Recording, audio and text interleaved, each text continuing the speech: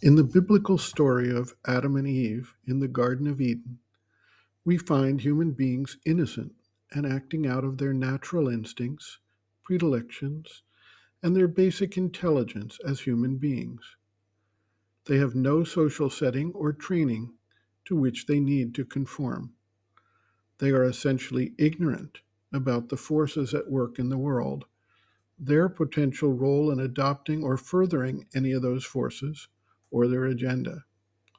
Therefore, the serpent, representing a hostile vital force, is able to take advantage of their ignorance and encourage them to eat of the fruit of the one tree in the garden forbidden to them, the tree that gives them the ability to discriminate right from wrong, and therefore removes their basic innocence.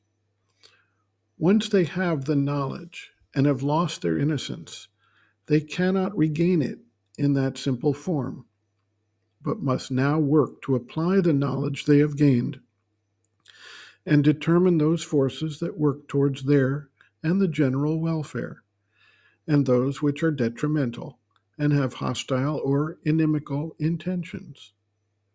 Humanity is essentially in this phase. We have the capacity to understand and judge the forces around us, at least to some degree, and to make a conscious choice to align ourselves with those forces that increase harmony, knowledge, cooperation, compassion, etc., as opposed to those that enhance division, hatred, greed, fear, etc. Most people, even though the basic capacity may be there, remain asleep to these choices and become subjected to the forces, both good and evil, if you will, in a somewhat haphazard manner. Those who take up the integral yoga are asked to become conscious, to observe the forces at work within themselves and in the world of which they are a part, and to make those conscious choices that align with the soul, the psychic being, in its growth and maturation process for spiritual development and alignment with the divine intention in the world. A disciple asks, what is one to do to prepare oneself for the yoga? The mother responds, quote, to be conscious, first of all. We are conscious of only an insignificant portion of our being. For the most part, we are unconscious.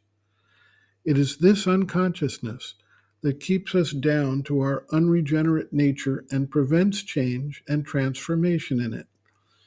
It is through unconsciousness that the undivine forces enter into us and make us their slaves.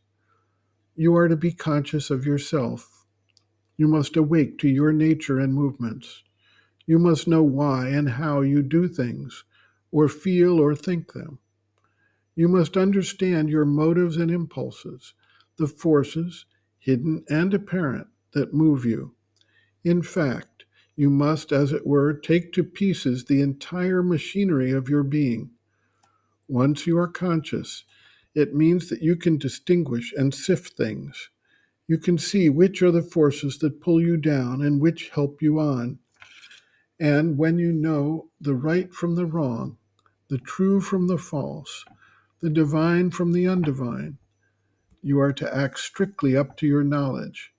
That is to say, resolutely reject one and accept the other.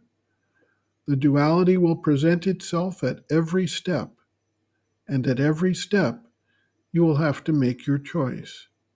You will have to be patient and persistent and vigilant.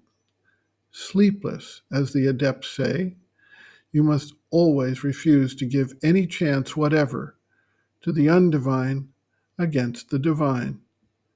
End quote. Reference, Sri Aurobindo and the Mother, Our Many Selves, Practical Yogic Psychology, Chapter 4, Becoming Conscious, pages 119 to 120.